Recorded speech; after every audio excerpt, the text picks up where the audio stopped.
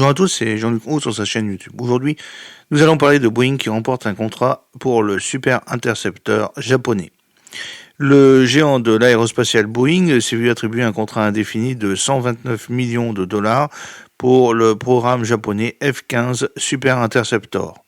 Ce contrat plafond implique l'intégration de plusieurs propositions de modifications techniques dans la flotte existante de F-15 de la flotte aérienne d'autodéfense japonaise afin d'améliorer leur capacité.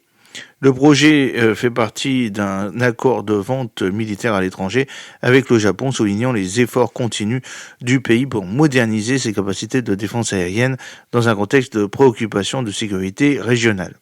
Les travaux sur le programme F-15 Japan Super Interceptor seront menés sur plusieurs sites, notamment à Saint-Louis, dans le Missouri, à la base aérienne d'Eglin, en Floride, à El Segundo, en Californie, et à Hunt Valley, dans le Maryland.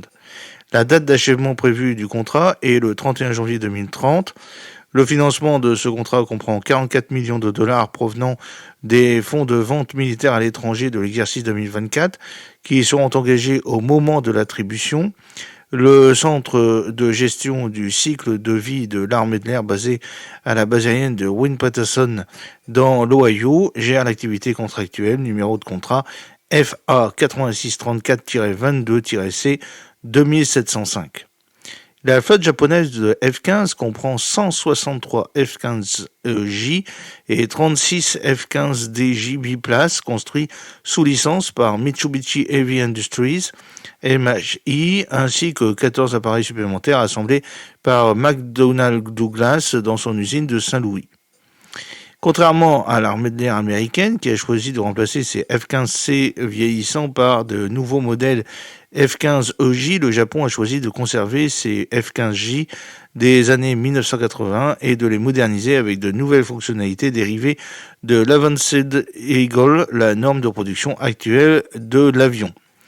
Bien que surnommé Super Interceptor, le package de mise à niveau du F-15 japonais comprendra le radar APG-82V1 Active Electronically Scanned Array, c'est-à-dire AESA, qui a déjà été installé sur les F-15E Strike Eagle de l'UF Air Force, et puis aussi, bien entendu, qui est présent dans le F-15EX.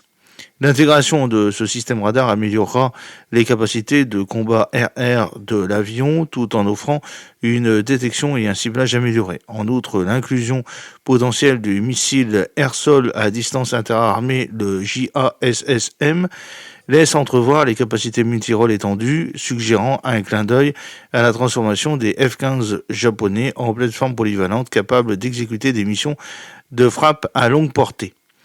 En 2017, des rapports indiquaient que le Japon avait l'intention de transformer ses F-15 en porte-missiles de croisière pour des opérations de frappe prolongées, une ambition qui semble s'aligner sur ses efforts de mise à niveau en cours.